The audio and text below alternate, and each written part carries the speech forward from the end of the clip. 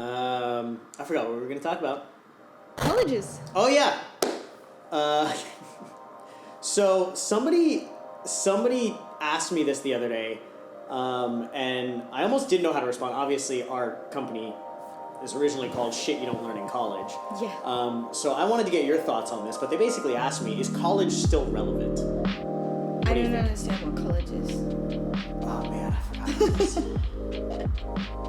University. Oh! Is uni still relevant? No, I'm totally kidding. Well, I think that's an interesting question because it really depends who you are. I mean, and what you're really looking for. It's relevant for some people? I think there's some people, if you're looking to be a doctor, you kind of got to go to college, right? Like there's going to be some things that if you're looking to be a lawyer, you got to go to college. I think the problem is, and this is what I found personally, was that I was going to, I can't say college, I'm sorry. I was going to university to figure out what I wanted to do. And so... But I think that's the big problem, is most people go to uni or go to college to figure it out. Or I didn't know, and I was like, I have to start something. And I started nursing. And that's, again, it's like, you're going there to figure it out, but you're forced to pick something. Like, I was forced to pick electrical engineering as an 18-year-old kid. Exactly, yeah. Right? And that ended up being my path. I got relatively lucky because I did enjoy it, and it was something that I was really good at, but it's like, how am I supposed to know at 18 years old what I'm wanting to do for the rest of my life? Yeah, and that was, for me, I had absolutely no idea, and bounced from, I thought I wanted to be a doctor, and so I was like, I'm going to do nursing as a pre-degree to do medicine, and I completed that, and then was like, medicine isn't it, and so I was working and feeling really lost, and then I was like, why not try another degree? So then I tried acupuncture, and I loved it, and I was really passionate about it, but it didn't fit, it just wasn't it. So then, I stopped that in about the second year, and then, I tried IAN and health coaching and, all of these things. I have, I think it was about $50,000 of, HECS debt, which I don't know what that is, and university Student debt. loans. Student loans is what we're talking about here. Because I just didn't know what I wanted to do, and so I was trying to figure all these things out. But that's $50,000 Australian, so it's only like $20 in the US. Oh, well, yes, that's true. So it's not that bad. True. So it's not that bad. Yeah. But yeah, it was, it was a lot of years of my life and a lot of trying to figure out what I want to do. And I think the problem is you then get into this mode of, for me, it was, I had to have these degrees, or I had to have my master's to be credible and to have any form of credibility. And, we go to a lot of masterminds, and the masterminds that we go to, the people who are the most successful, it has nothing to do with their degrees or nothing to do with their certifications, or half of them are either college or high school dropouts. Yeah. And, it's amazing for me to think about, because it's just so backwards to what we've really been taught. Well, I think you hit on something really important. It's like college does serve a purpose, right? Like, I was thinking about our name, Shit You Don't Learn in College. It's not like college is shit. It's shit you don't learn it. There's things that you should be learning in college as well. Yeah. Or maybe prior to college that I think is really important, right? Yeah. Because I think if you know you want to be a lawyer,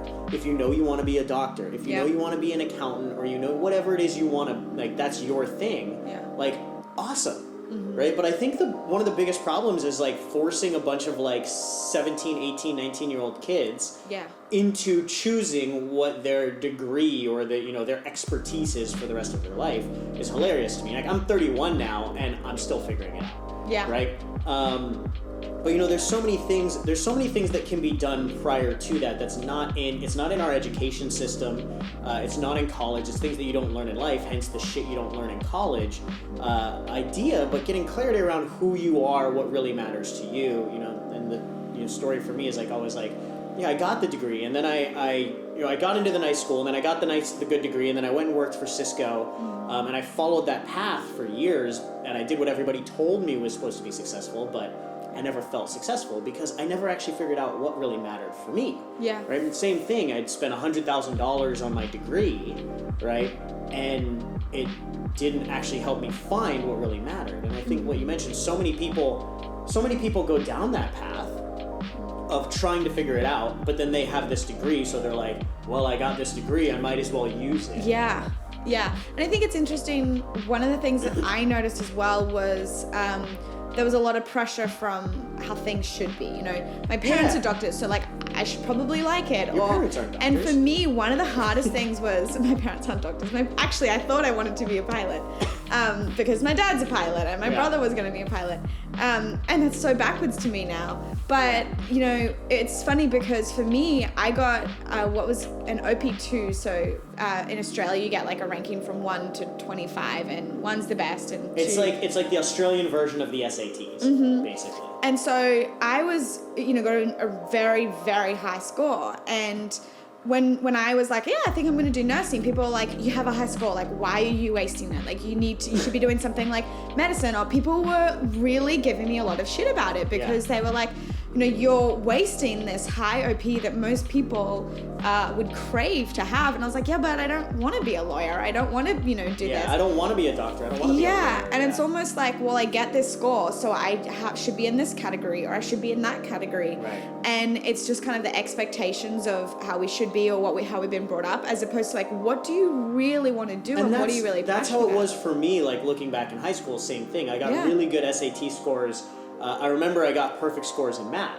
Right? So it was like, oh, you're really good at math and sciences. I did like all my AP tests in like physics and scored really high. So like, you should be an engineer. Yeah. And I was like, okay. Sounds like it fits. Right? Yeah. Sounds like it fits. Right? Like, go to a great school, get a great engineering degree. We'll always need engineers in this world. Right? And you know, it's interesting because I look back and I'm like, I in my mind, I actually really am an engineer. Like, I'm a problem solver. I love problem solving. Right? So that was a good fit for me, but like, I hate math. I despise math. I despise physics. I hate coding. Right? So like, none of that is the equivalent of what I actually enjoy to do, which is interesting. So what would you change? What would you, if you were to like set up your own system for college, what do you think it should be?